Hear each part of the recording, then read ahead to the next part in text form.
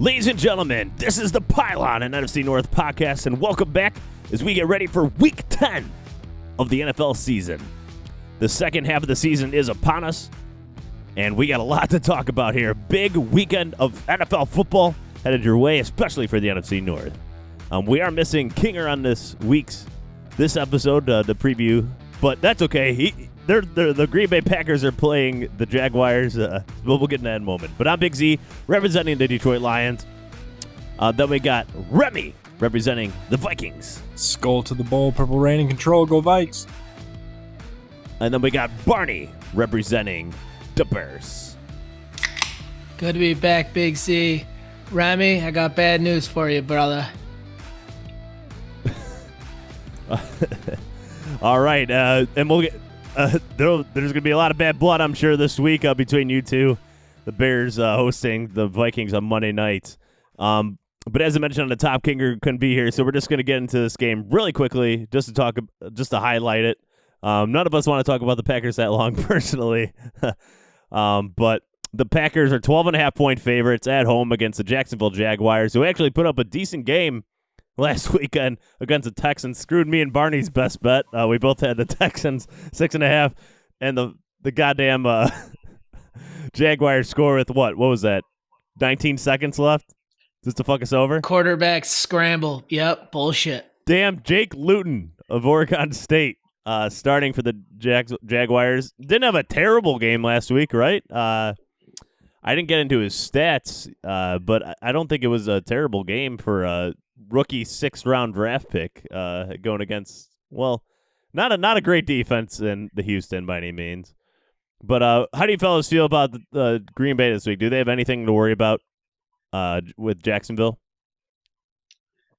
I sure hope not. I mean,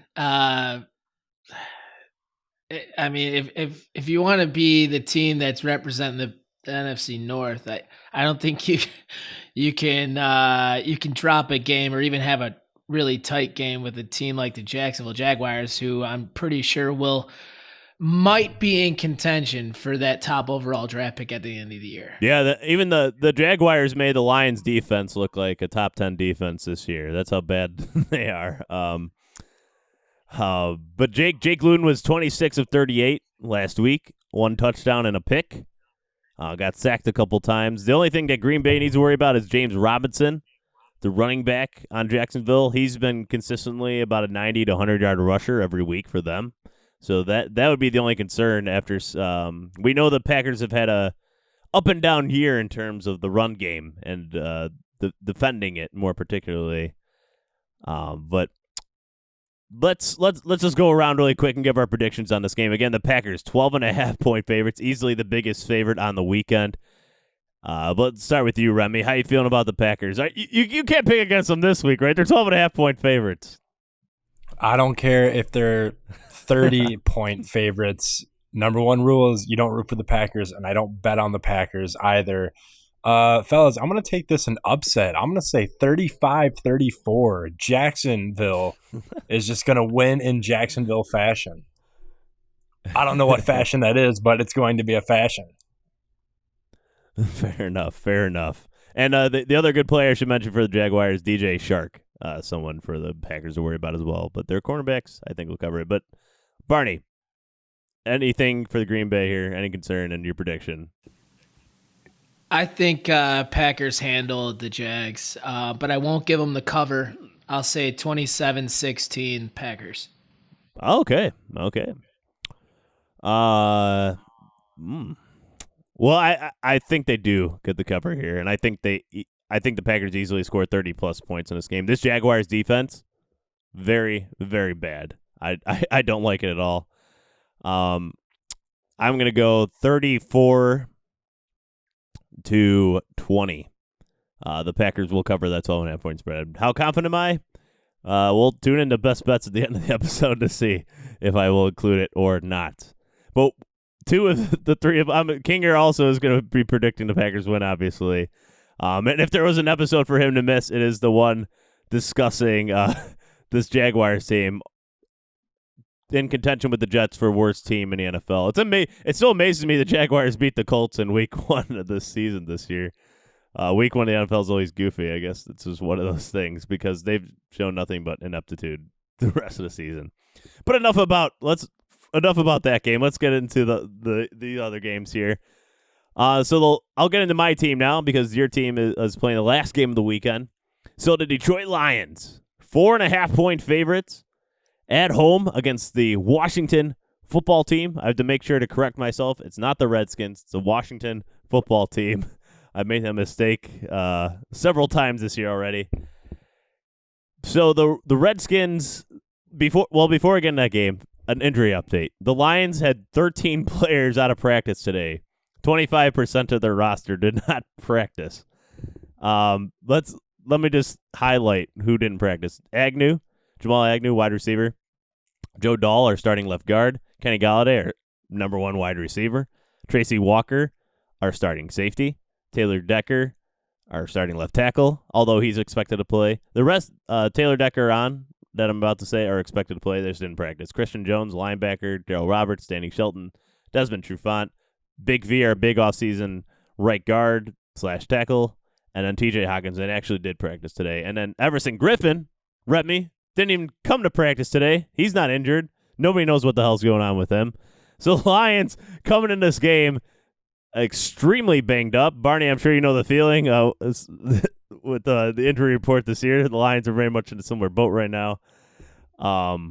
Stafford finally got to go home for the first time in 2 weeks after he was a close contact for COVID. Never tested positive, by the way. But, the Redskins, did you guys see Kyle Allen's injury last week? Brutal. Remy, did you get a chance to see it? No, I didn't know. Oh, did you see Dak Prescott's injury earlier this year? Yeah, yep. Very similar in terms of ankle and foot hanging off from the bottom of the leg in the wrong direction. So I feel really bad for him. Fractured his ankle, a few ligaments. He's out for the year. So now Alex Smith, great story. I just want a shout out to Alex Smith he's going to be starting his first NFL game, and since he broke his leg a few years ago. He's been in a couple games this year, but this is the first one he's actually starting.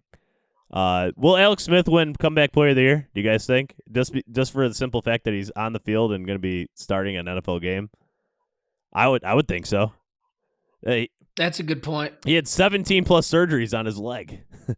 And it almost died, apparently. There's some artery clogging and stuff like that would have affected his long-term health. Just a crazy story. And any other week, I'd be rooting for him, but I wish nothing but misery on him on Sunday this week. And I hope he plays the way he played last week against the Giants. He threw 3 interceptions. Not a great game. 9 receptions. So Lions fans, if you're listening, or this is also a guy I've seen on fantasy, available in a lot of leagues. A guy named J.D. McKissick. He was a former running back for the Lions last year, but used as a toolsy guy. He's gone over the Redskins here. He got This is a running back that got targeted 14 times last week by the Redskins. 9 catches for 65 yards on 14 targets and a touchdown. So if you're looking for a fantasy guy to pick up, I've seen him in a lot of my leagues, at least, still available. I scooped him up. But J.D. McKissick, this is a guy the Lions will have to worry about covering. I would imagine Jamie Collins being on him. I hope it's not like Jamie Collins of last week, who is trying to defend Delvin Cook in the past game to no success whatsoever. But yeah, and then the offense here for the Lions, this is going to be interesting. Have any of our teams played the Redskins or I'm sorry, the Washington football team? It's just the Lions, right? So have you guys gotten a chance to see the Redskins D-line? It's a loaded D-line. It's one of the better ones in the entire league. Oh, yeah. Yeah, they're. You got Jonathan Allen up there. You got Montez Sweat, who's really having a great, start to his career. You got Ryan Kerrigan, a staple that's been there forever. You got Deron Payne. And then Chase Young. Yeah, and then Chase Young. You got Alabama. Ridiculous. All of Alabama's interior defensive linemen, and then just some studs like you just mentioned on the outside. Yeah, it's ridiculous. I'm really worried, especially on the interior pass rush for the Lions in this game. I think Taylor Decker is going to hold his own against Kerrigan, Chase Young, whoever it may be coming off the edge, Montez Sweat. Taylor Decker's been really reliable this year. Even our right tackle, Tyrell Crosby's been relatively reliable. But Big V, our big offseason signing, I think he's playing on 1.5 feet. Like, his foot is like half broken, and he's looked sluggish out there all year. And then our rookie left guard, Jonah Jackson, he's looked slightly above mediocre this year. I'm not going to say he's a world beater by any means, but up the center, luckily you got Frank Ragnow in the middle, a top 5 center in the league, but our guard play has not been stellar in the past game, and going against a Jonathan Allen this week, I think will be worrisome and something to watch for sure. But I do think the secondary of this Washington team is bad. I don't like their run defense at all. It's one of the worst in the league. So I think Swift's going to have a big day, at least over 80 yards. I don't know what his over-under rushing is right now, but if it's anything less than 80, I would take it immediately. I think he's going to have a big day here. But I do think Stafford's going to throw for 3 or 4 touchdowns in this game. I think he's going to be playing pissed off. He's back in the building this week, getting practice reps. He's back home, off the COVID list. A lot of positive vibes. A lot of positive vibes this week for the Lions. And they haven't won a home game in 8 straight attempts. So I hope this is the one. If it's not the Redskins, I'm sorry, the Washington football team, I'm doing it again, damn it. I don't know who it's going to be. So I have the Lions winning this game 31-21. So I have the Lions covering that 4.5 point spread. Barney, what do you think? Yeah, Big Z, I gotta ask. This outcome is solely, depending on the availability of Kenny Golladay. What is his status? Do you? Oh, think? He's not going to play. I don't expect him to play. But I think this Washington defense beyond the front four is not great. So I think the Lions can work around that. T.J. Hawkinson's going to have a pretty good day. I envision him getting another touchdown to one-up Jimmy Graham, hopefully. It's crazy. Our Jimmy Graham and T.J. Hawkinson, I swear they they wear these watches, those contact tracing watches, but I don't think it alerts Jimmy Graham and T.J. Hawkinson when one of the other scores, because the other one always seems to score like within 20 minutes of each other. It definitely happened last week like that. Who's leading that, by the way? It's tied. We're tied at 5. Oh, that's awesome. They're both having great years. I would say, just to get to a prediction, it hurts a lot that Kenny Golladay is out. I know you brought up a stat last week that the Lions team doesn't usually fare too well without him out there. I think Marvin Jones is more than capable to have himself a day. I'm sure he'll get a touchdown. But I think that front seven is going to be a lot tougher than you're thinking. I'm gonna go with an upset here. I'm gonna go with Washington winning 23-20. We talking last second field goal or? I don't know. I just want to see Big Z in some misery. That's all. I don't even know if I call it misery anymore. It's just like status quo. Like if they win, I'm emotions through the roof. If they lose, it's another Sunday at this point with the Lions. Not to say I don't get depressed and my Sunday's kind of ruined when they lose, but I don't know. It's a weird mix of emotions, but they're relatively consistent over my lifetime, unfortunately. Besides the one year when they went to the playoffs and blew it against the Cowboys, that I was really high on that team. But regardless, Remy, how do you feel about my Lions? Come on, baby, give me some love here. Oh yeah, I think you guys have everything you need on offense without Golladay, and like you said, I've been rooting for Swift to have a big game, and I like Jones Jr. I'm going to have to say it's going to be probably 24-17 in favor of the Lions. There, a boy. That's what I like to hear. That a boy. All right, so that'll wrap up our Lions talk. But now let's go on to the Monday night game.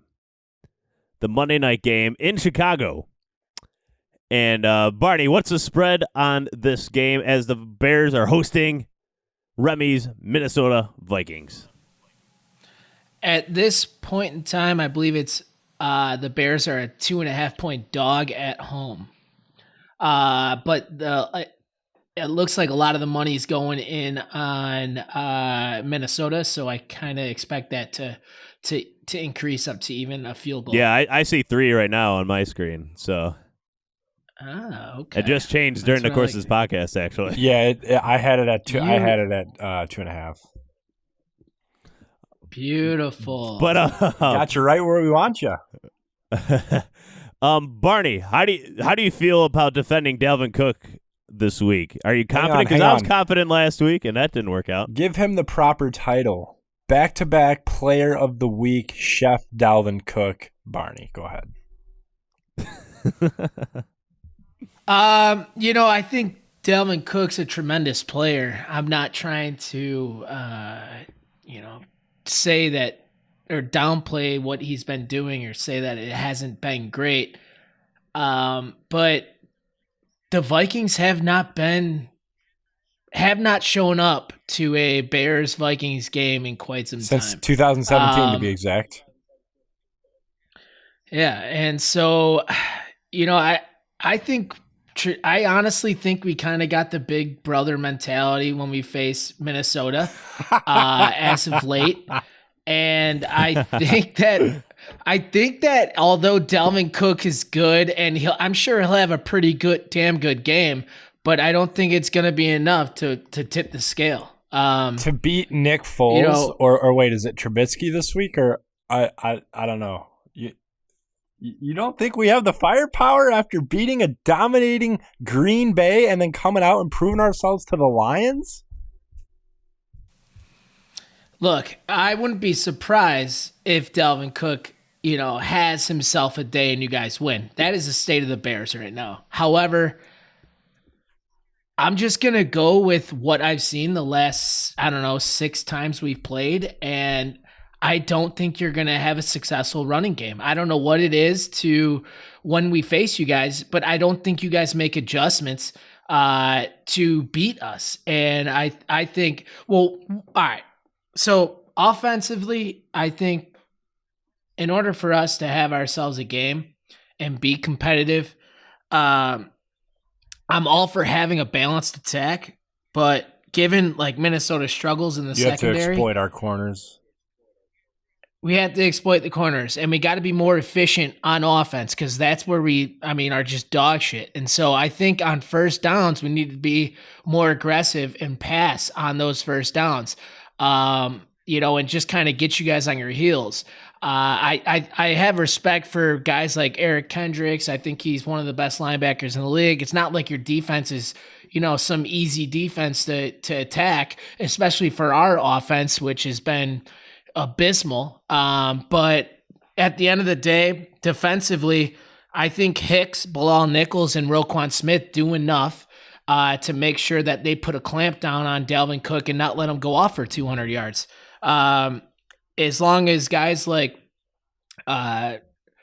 Khalil Mack and Robert Quinn can get after Kirk Cousins, dude, just let Kirk beat himself. Kirk cannot play outside of noon on Sunday. This is a primetime game, okay? He is 0-9 in Monday Night Football.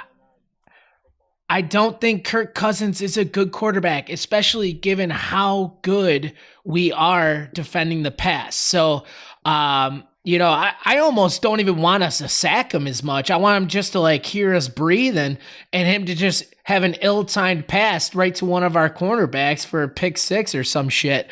But our focus has really just got to be on Dalvin Cook and not letting him get off the ground. It's going to be a pretty chilly night. It's in Chicago. We're out of a dome. I like the Bears in this every step of the way. I think it's never gonna be, in doubt. The game is gonna be a close one, but we're built to win ugly, and I think our defense does enough to make sure that Kirk Cousins, somebody who cannot play in prime time, does not get a victory. And here. Barney, the Bears do have it's a top 5 pass defense, but they're only middle of the pack run defense, and we saw them get exploited by the Rams. Do you think they've fixed those issues since they last played like a good running team like the Rams? They looked good against Henry last week, right? Yeah, I mean, I thought we had a good, solid game plan with Henry, but I don't know, man. I mean, as far as it comes, I know Roy Robertson Harris, he just got shoulder surgery, so that's kind of a bummer with our D line.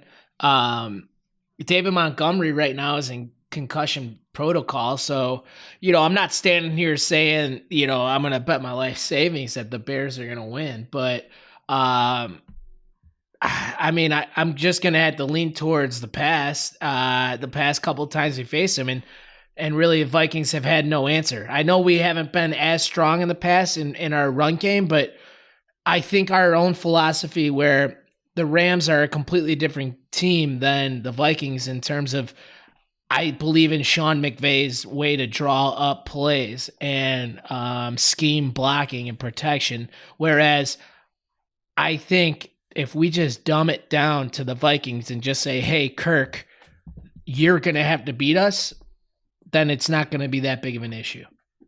Yeah, absolutely.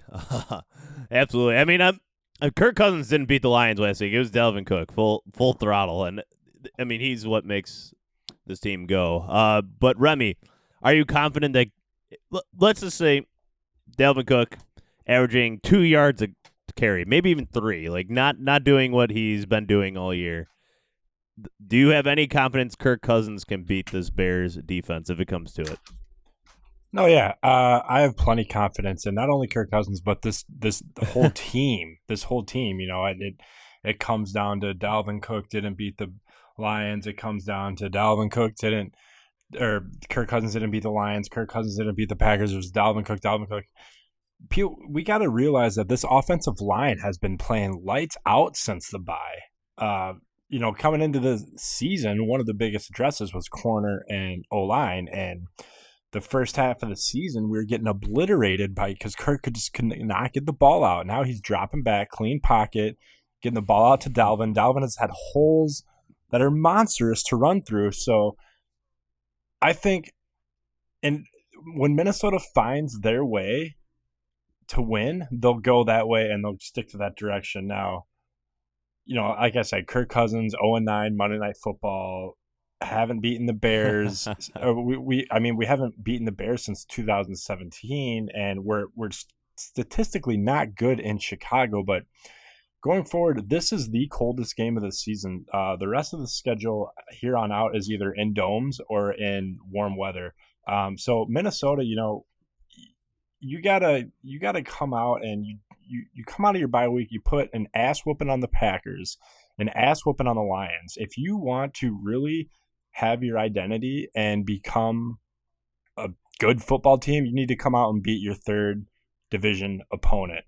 And I mean, when the Vikings winning this game puts them at 4-5 and the Bears at 5-4. So then we got a whole nother week of talking. But no, and like I said, even with our corners, banged up still, I think Cameron Dantzler just got off the injury report with concussion, but Jeff Gladney has been playing solid, from week 1 to week now 5 or 6, he's been solid, just improving every week. And I do think, us going off to a slow start was mainly because there was no preseason, and now guys are finally learning the offense and getting up to speed. So it's really, I don't think anybody has the formula really to stop Dalvin once they get in their groove. And if you can't stop Dalvin, you're not going to beat the Minnesota Vikings. All right. So Remy, I just pulled up your guys' schedule. You guys faced Green Bay, who doesn't have a good defense. You guys faced the Colts, a damn good defense. At least at the beginning of the year before everybody kind of started going down. But they can stop the run. And they did versus you guys. You guys had 11 points. Then you guys faced the Titans. Not a good defense this year. Then you face the Texans. Not a good defense. Then you face Seahawks. Those should be not 3 a good wins defense. in a row, yeah. Hold on. Then you face the Falcons. Not a good defense. Then you had your bye. and then you face the Packers and the Lions. And since you're you're saying that nobody can stop it. I'm sorry, but if your success, your key to success is getting Dalvin Cook to run the ball and run it efficiently, and that's your guys' philosophy, then the two teams I mentioned, the Packers and the Lions, shouldn't stand in your way. Now, those two guys, and you have to play the opponent that's in front of you, and that's not a knock on you guys. All I'm saying is that of all those teams defensively, the Bears look like the Colts, not any of those other 7 or 8 teams that I mentioned. So I think that I know you got a lot of faith that nobody can stop Dalvin, and maybe I'll eat my words on Monday or Tuesday whenever we chat. But I think the Bears have the recipe to stop Dalvin. I think we've done it the last 2-3 years. Yeah, this is like deja vu with Kinger again, because I believe it was Kinger that said that the Packers, he was not worried about their run game at all, and then he ate his words on the very next podcast. Well, I will reiterate. I think our offense, no matter what, puts any team in contention to beat us. Okay, so I'm not saying that we're gonna slam dunk win this game. I'm just saying that if we get beat, I don't see it from Dalvin Cook running all over us. That's all. And I love Remy having confidence in Kirk Cousins all of a sudden. You got to. He's our How guy. many weeks ago was it when you were playing Atlanta? 3 weeks? You were saying get rid of him. Now you got confidence in him again. I was speculating. Yeah. But Remy, what if the Vikings?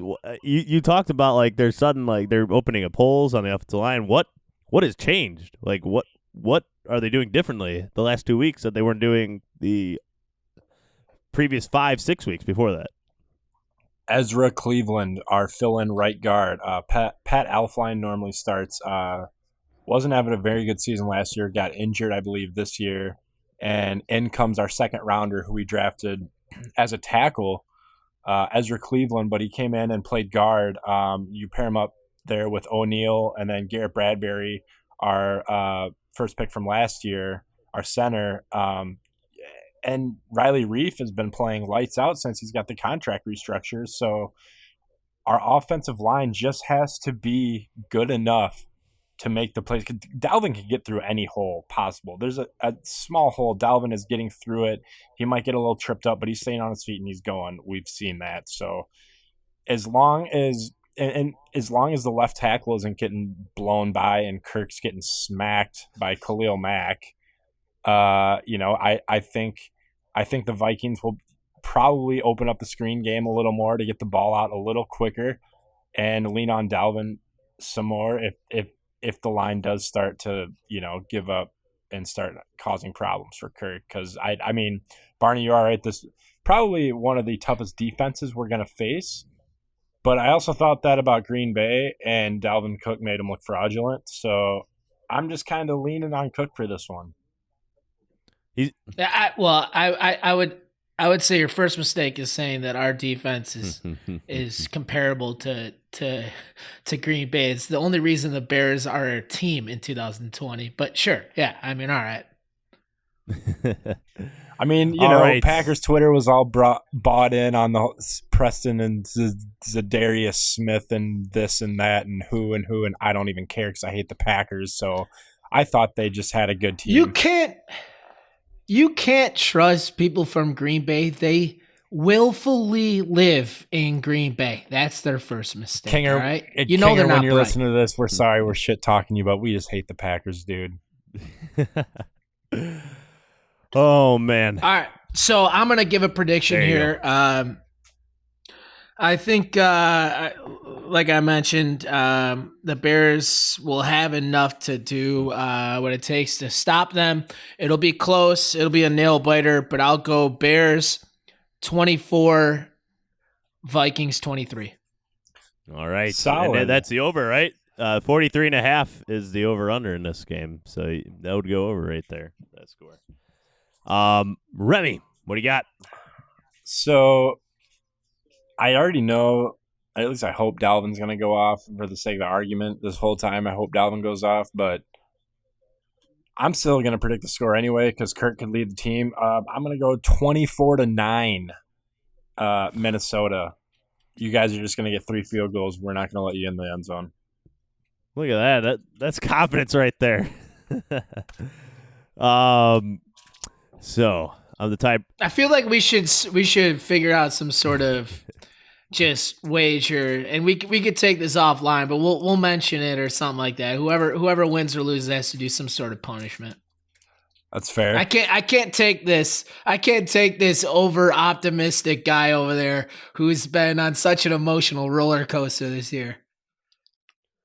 Can I propose a wager for you guys that I did with my other buddy who's a Bears fan actually. I kind of like it at least.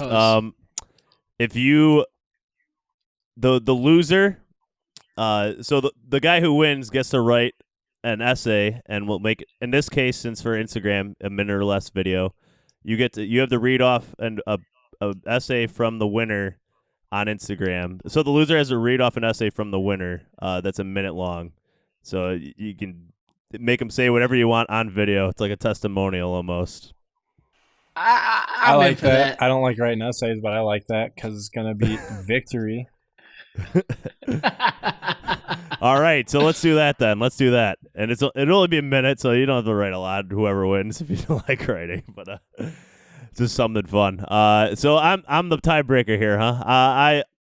I like the way the Vikings are rolling right now. I don't like the direction the Bears are going. But I do think it's a really close game. I have the Vikings winning this 24-20. Love it. Yeah, it's going to be a close one, but I do like the way the Vikings are rolling right now, and I think they're figuring some things out on defense as well. And the Vikings don't have a great defense, but the Bears don't have a great offense, and I like the way Minnesota's running the ball, and I think that's the Bears' weakness on defense to a degree is their run defense. So that's why it's close, but the Vikings are going to take it, in my opinion. So that is our NFC North preview for Week 10. So let us know on Instagram what do you feel about these games for your teams.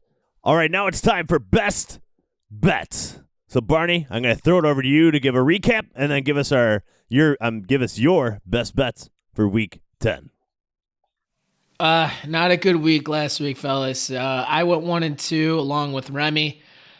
Big Z, you're at the bottom of an 0-3 Lions week. lose. All my bets lose. Bad Week 9 for Zach. But that's all right. We're Week 10's a new week. It's a new week. Got to make it back. Kinger found a way to bounce back, though. He went 2-1. So the standings go, Remy and Kinger are tied in last. Big Z, you are in second, and I am in first for the best bets. So without further ado, this week I am going with the Pitt Cincinnati under at 45.5. I think Joe Burrow faces one of the best defenses in the league and maybe has one of his worst games. Also, I'm not sure if Mason Rudolph or Big Ben is going to play. I don't know what's going to happen, but I think Pittsburgh defense, especially not being able to be respected last weekend with Dallas and then coming out flat, I think they come back and they have a good game. So the under 45.5 for Pittsburgh and Cincinnati. My next game is the New York Football Giants are getting 3.5 points at home versus Philly. I think that Philly is not a good team. And I know that, home field advantage doesn't mean all that much, but I've seen the Giants play great during primetime games. And I think they have enough to cover 3.5 spread. So I'm going to go with the Giants there. And then last, I'm going to go Monday Night Football. Never felt more comfortable with a 3-point dog here in Chicago. But Chicago +3 facing Kirk Cousins, primetime Kirk Cousins, not going to fucking happen. +3, I'll take the Bears. All right, Barney. And the Giants, they had that crazy game on Thursday night against the Eagles. They probably should have won. Crazy comeback by the Eagles in the fourth quarter. So they definitely could compete with Philly. That 3.5 is interesting. The Bears won. Oh, all right. I just hope you don't have the blinders on as a Bears fan. That's all I'm saying. It's. Let me ask you real quick, Big Z, because I don't want Remy's answer because I know it'll be diluted just like mine would be. But if we can stop Dalvin Cook, do you like Kirk Cousins winning this game, and do you like Kirk Cousins winning by more than 3 points in prime I don't like time? Kirk Cousins in a scenario where he's taking shotgun snaps or taking dropbacks like straight out of. He's best in the offense works when it's play action. So if it becomes like Kirk Cousins passing here, no, I don't like it. But I'm pretty confident that the Vikings are going to have a decent enough run game in this game, as per my prediction earlier. Fair enough. So Remy, what is your best bets for Week 10? So my first bet, I got the Colts Titans. I'm taking the under in that game. Gonna be boring. No scoring. That makes the under.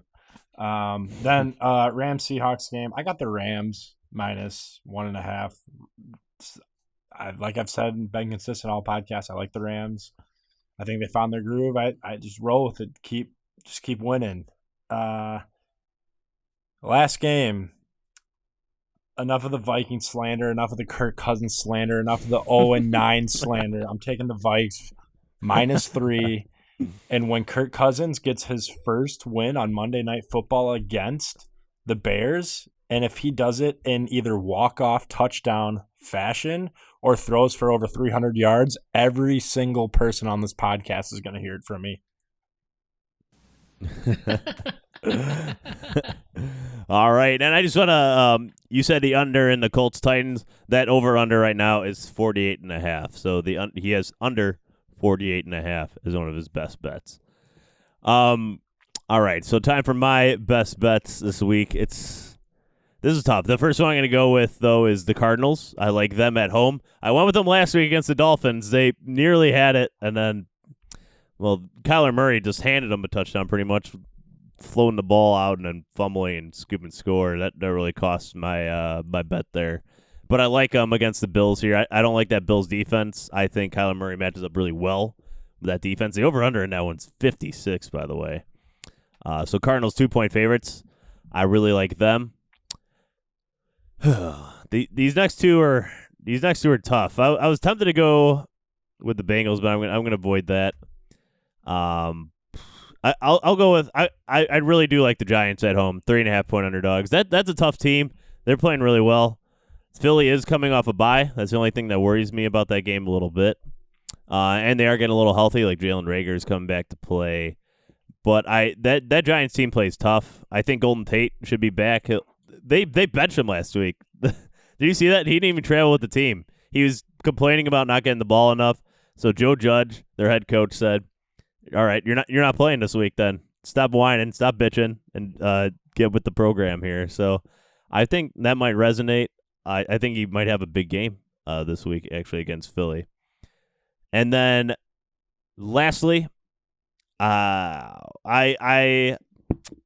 like the Vikings. I got to go with them on Monday night as well. I like that 3-point spread. If it goes to 2.5, all over it. If it goes to 3.5, I would say no. I would avoid it. I would take the. I don't know what I would do. I would avoid it if it goes to 3.5. But if it's 3 Vikings, I say take it. 2.5, absolutely. So those are my best bets for week. The definition of insanity is doing the same thing over and over again and expecting a different result. I couldn't feel more comfortable now that you have also liked that spread especially you two bottom feeders right now. All right. So thank you for that little oomph of justice. Whatever helps you sleep at night, Barney. Oh, boy. All right. So I think that's going to wrap up this episode previewing Week 10 of the NFL season. A lot of fun football ahead. A lot of big playoff ramifications ahead as well. The Lions and Vikings could be completely or nearly knocked out of the playoff picture. A couple wins by them, and the Bears fall. Then it gets really interesting really fast. So we'll see. We'll see. But thank you, everybody, for listening. Instagram, @ThePylon. Follow us on there. Over 1,000 followers. Always posting new stuff on there. Our best bets on Sunday. Videos every now and then. Some breaking news, everything. Please follow us on there. And then please subscribe to this podcast on Apple, Spotify, wherever you get your podcasts. And please leave a review. We'd really appreciate it. And any feedback you might have, we'd also appreciate that. So for Barney, Remy, I'm Big Z. Kinger's not here, but for him as well. Thank you, everybody, for listening. And with that Monday night game, we'll probably get an episode to you out next Tuesday or Wednesday. So it'll be a later episode than usual because of the Monday night game. But thank you, everybody, for listening, and have a great weekend. And good luck with your bets. Bear down. Skull.